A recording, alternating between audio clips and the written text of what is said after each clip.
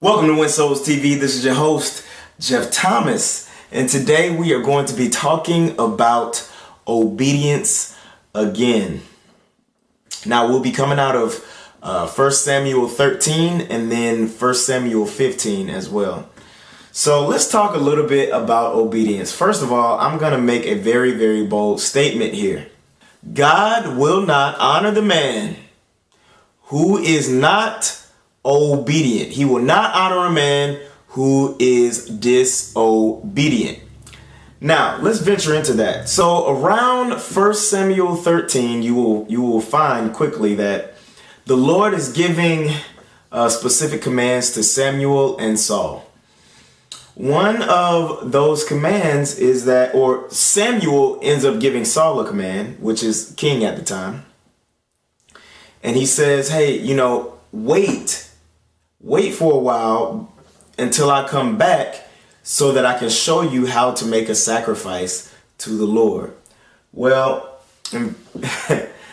I guess Saul got a little anxious and began to get, jumpy or whatever, waiting on God's timing with Samuel. And so he immediately just did the sacrifice without Samuel being there. Okay, so that's one act of disobedience when the Lord was using Samuel to teach Saul how to sacrifice in the first place. Okay, and then in 1 Samuel 15, you'll also find, and this is a big one, that the Lord wanted his wrath to be taken out on Amalek. Right? And so he was going to use Saul to do that. So Saul has a great second opportunity to do that. And so Saul gathers up his men. He goes out there and the Lord said, don't leave anything standing.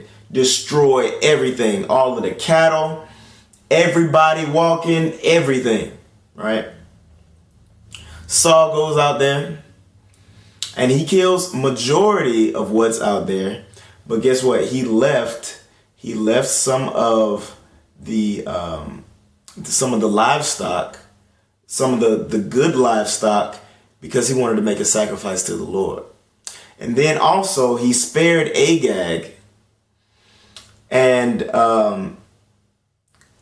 basically just coming up with his own little agenda concerning how he thought it was best to manage that specific situation. And then of course Samuel had to come in and just slay all of the rest because of Saul's disobedience.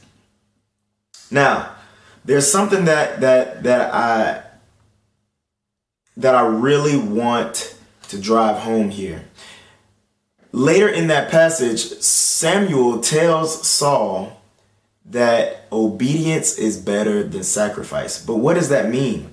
Yes, it can be applied in today's world, but during that time period, what he was talking about is obedience to God is better than the animals that we slay and sacrifice and burn to God. Now, if you relate that to this time period, okay, we don't make or slay goats or whatever for a sweet scent for the Lord to hear or to smell. But what we do is we sacrifice our time. Sometimes we sacrifice specific things that we feel are necessary and override obedience. But that's not necessarily the case. The Lord even tells us that when we keep his commandments, or basically the things that he tells us to do, i.e. being obedient, then we are moving out of his love. Then we are in him, you see? And I feel like a lot of us are specifically looking for more faith. We're looking for more passion. We're looking for more desire. We are looking for more prayer time. And all of those things are great. But one of the key components in terms of having a great relationship with God is obedience.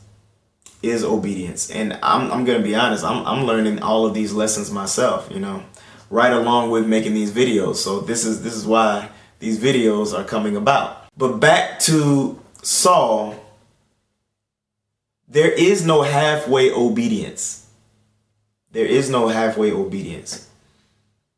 There is no halfway obedience. I'll say that again. He killed everybody and everything except for the very things that he thought would be useful for himself. And that is probably one of the biggest problems with the church. We'll be obedient to a certain extent until it costs us something. So, and that's our flesh getting in the way and not rendering ourselves to total submission to the Lord. But he calls for us to do every single thing that he has asked us to do. You see?